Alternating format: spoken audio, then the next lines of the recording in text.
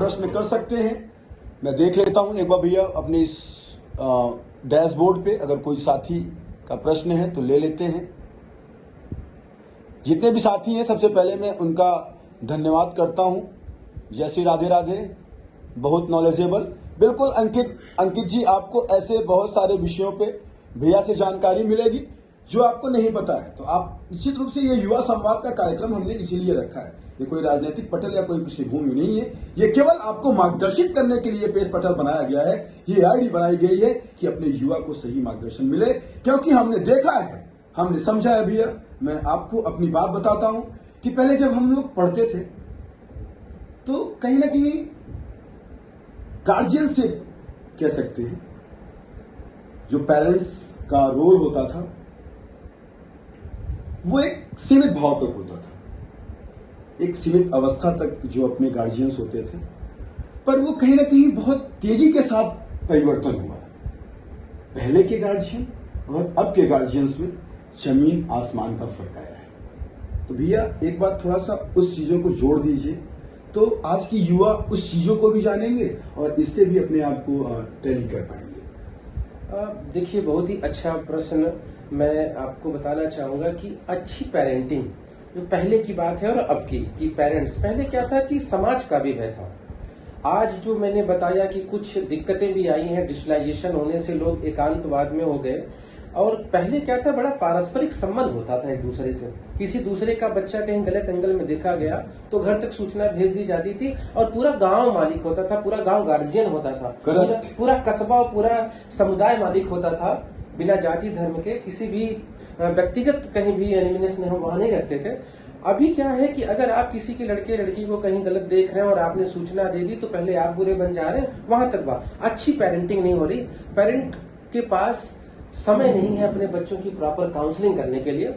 अभी आप देखिए तो पंकज त्रिपाठी, जो मैं बॉलीवुड की बात कर रहा हूँ, एक मूवी लाए थे जिसपे उन्होंने उन विषयों पर बड़ी अच्छी चर्चा की थी जिसको हम घर में शर्माते हैं। बिल्कुल बिल्कुल। तो जब प्रॉपर काउंसलिंग होगी, आप अपने बच्चे से सारी चीजें बात रखेंगे। अच्छा, दूसरी बात, पेरेंटिंग, बैग दे दिया, बुक्स दे दिया, ट्यूशन लगा दिया, वो हमने ट्रेडिशन ले लिया है कि दूध वाला चाहिए, सब्जी वाला चाहिए, रेंट देना है, ऐसे ट्यूशन लगा दिया। कभी हम घर में ये नहीं चेक करते कि सर जो पढ़ा रहे हैं, कभी हम ये नहीं देखते कि स्कूल में जो पढ़ाया जा रहा है, कहते हैं ना कि वो बटुए का एक भाग टच कर लीजिए तो कच्चा है कि पक्का बता देता है। अगर किसी बच्चे, मान लीजिए कोई गार्जियन बहुत ज्यादा पढ़ा लिखा नहीं, नॉर्मल पढ़ा लिखा हो, अगर उसे हिंदी आती है, हिंदी का प्रथम पाठ, द्वितीय पाठ, तृतीय पाठ अगर बच्चे को तैयार है, it means he is good in also in other subject. बिल्कुल। Otherwise he is weak in other subject. तो आप चेक कर सकते हैं। आप बिल्कुल से स्कूल पे डिपेंड हो जाना, बिल्कुल से बच्चे को छोड़ देना। पहले के गार्जियन शाम को समय निकालकर अपने बच्चे के साथ बैठते थे, पढ़ते थे, विजन बताते थे कि आपको कहाँ जाना है, कहाँ। आज का पेरेंट थोप देता है, कोटा भेज देगा, यहाँ कोचिंग कर देगा, लेकिन जो सेपरेटली उसका एनालिसिस होना चाहिए। पहले मैं बताऊं, जब लोग इलाहाबाद तैयारी करने जाते थे या बाहर पढ़ने, गार्जियन बिन बताए पहुंच जाता था उनके कमरे पर और उनकी गतिविधियों को उनके पड़ोसियों से चेक करता था। और आजकल यह नहीं है। गार्जियन सिर्फ आर्थिक युग में भटका हुआ है, जबकि सबसे बड़ी पूंजी उसके बच्चे हैं। उसको शिक्षित, उसको विकसित करना है, लेकिन उस पर न ध्यान देकर के दुनिया की और चीजों पे मन लगा के बैठे हैं और स्वयं मोबाइल के आदी हो गए हैं। स्वयं के सुख में कोई खलल ना आए, बच्चा किस रास्ता पे जा रहा है वहां से कोई मतलब नहीं। तो थोड़ा सा पेरेंटिंग अच्छी होनी चाहिए और बाकी अपनी आप सारी चीजें। बिल्कुल निवेदन है, क्योंकि मैंने इसीलिए ये प्रश्न लाया, क्योंकि मैं देख रहा हूँ कि कहीं ना कहीं पेरेंटिंग में दिक्कत आ रही है। साथियों, आप जब सही से गाइड करेंगे, बच्चों के साथ परामर्श करेंगे, बराबर काउंसलिंग परामर्श करेंगे, तब जाकर के बच्चों के अंदर वो व्यक्तित्व का निर्माण हो पाएगा, वो गुण का निर्माण हो पाएगा जो आपको जरूरत है, समाज को जरूरत है।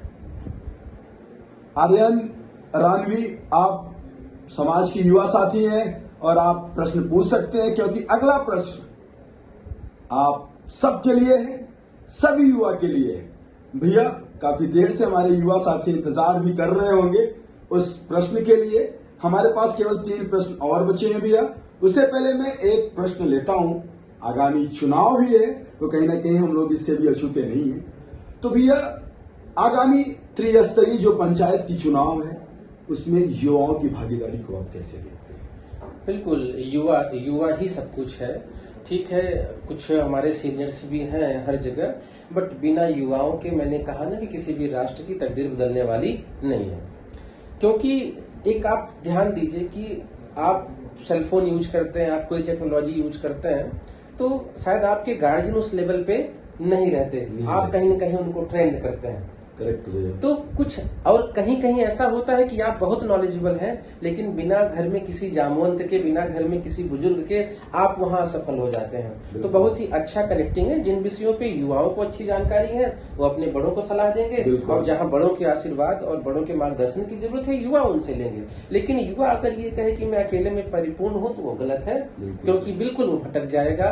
इसलिए चुनाव हो या जीवन में कोई चुनाव हो, अपने कैरियर को लेकर किसी भी फील्ड में, बहुत ही सबसे बड़ा तो पेशेंस होना चाहिए इंसान के पास। और अगर उसे अपने अटमोस्ट लिमिट ऑफ सक्सेस पे पहुंचना है तो उसे बहुत ही अच्छा डेडिकेशन, डिवोशन रखना पड़ेगा, और एक पीडीसीए बना के रखना पड़ेगा कि किसी भी कार्य को हम प्लान करते हैं। पहले पी मतलब प्लान, डी मतलब डू, हम करेंगे, और सी मतलब हम चेक करेंगे। चेक करने के बाद ए मतलब अप्लाई करेंगे, पीडीसीए करेंगे अगर हम प्लान, डू, चेक, एक्ट, तब जाकर के हम सक्सेस होंगे।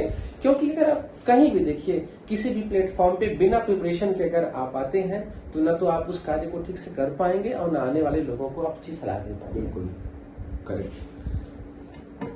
सबसे बड़ी बात शिक्षा, एजुकेशन के बिना तो कुछ संभव नहीं है, आपको पहले से ही पता है। Men are the master of their fate, मनुष्य अपने जीवन का स्वयं भाग्य विधाता है। बिल्कुल। और इस world is God, God is world, यह संसार भगवान है और भगवान ही संसार है।